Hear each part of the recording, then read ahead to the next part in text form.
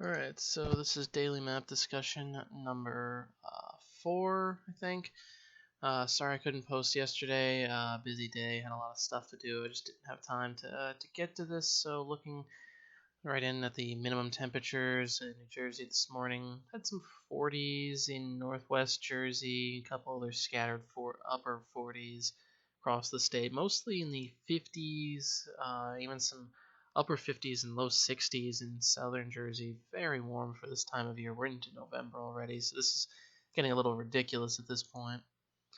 Taking a look at our current temperatures. Temperatures already into the 60s across most of the state, upper 50s, only low 50s in extreme northwest Jersey, but still upper 50s and low 60s across the state. So we could be looking at potentially some 70s today.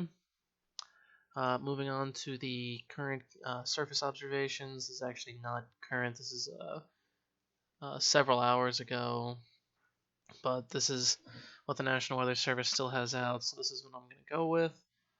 You can see there's an obvious instance of cold air damming right here along the Appalachian Mountains, West Virginia, and Pennsylvania.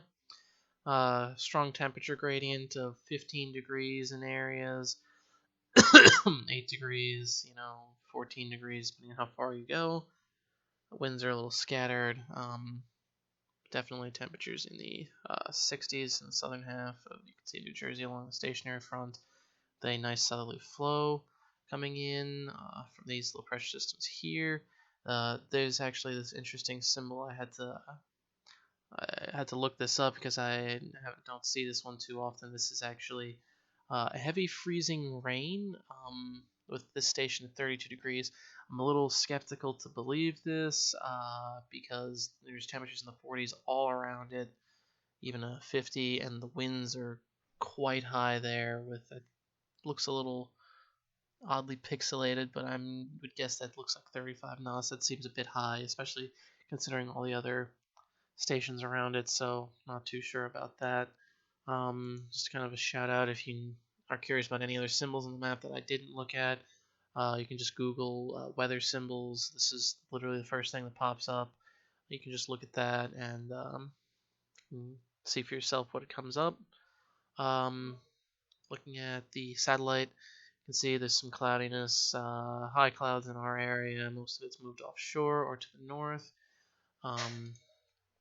There is some precipitation in upstate New York, and most of New York actually, spreading up through Maine, and this is actually not associated too much with our stationary front. That's probably leading to some enhanced precipitation as well as take a look at the 850. You can see there's actually some flow coming.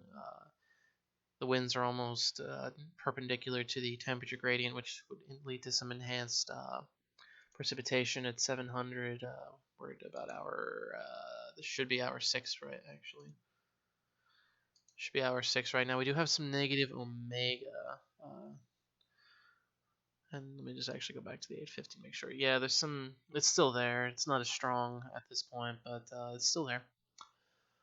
Uh, Definitely some negative omega in the area but no vorticity, no real strong vorticity at least. There's a little bit, but not something that it should be a little more considering the rain is relatively moderate and you actually got some stronger DBZs in here, and it's a nice heavy soaking rain. So if you're going to be up in New York, Vermont, or New Hampshire today, you might want to look into that if you're going to be traveling in the next couple hours. Keep that in mind.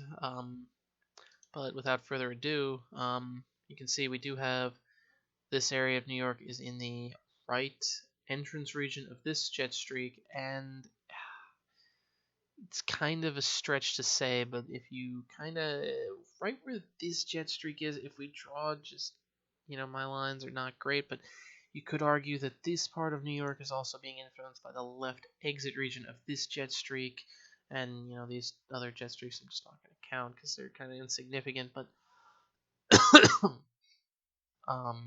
so that is leading to some enhanced precipitation in the area, so that's why we're seeing that. Also a lot of moisture up there, that southerly flow that's not it's not too surprising. At least I think that's the moisture. Relative humidity, so there's good amount of moisture. Some negative index values, so that's leading to some instability. But that's only right. That's not where the precipitation's falling. So that's basically what I wanted to show you guys with that.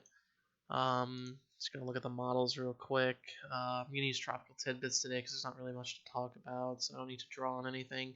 Have that precip moving out, and nothing really happening the next few days. That high pressure system does look like it's gonna move just straight to the east, as I mentioned in the previous video. We do have this storm to look at the coming days. I think I take a look at none of these actually have. This doesn't have the. Let's see if this one does. Yeah, this has the thickness lines. So some strong thickness. This is only up to hour 60, but there's some strong thicknesses behind that storm. Looks like temperatures are gonna be relatively warm. 2-meter air temperatures, 50s still. That's not too bad. For November, it should be a little bit colder. Should probably be starting, but it is just the start of November, so we'll be getting into some cooler temperatures later. It actually looks like there might even be some. Yeah, it looks like there's some 60s in southern Jersey, so doesn't look like we'll be getting cooler anytime soon. And that's it for today. Have a good day, everyone.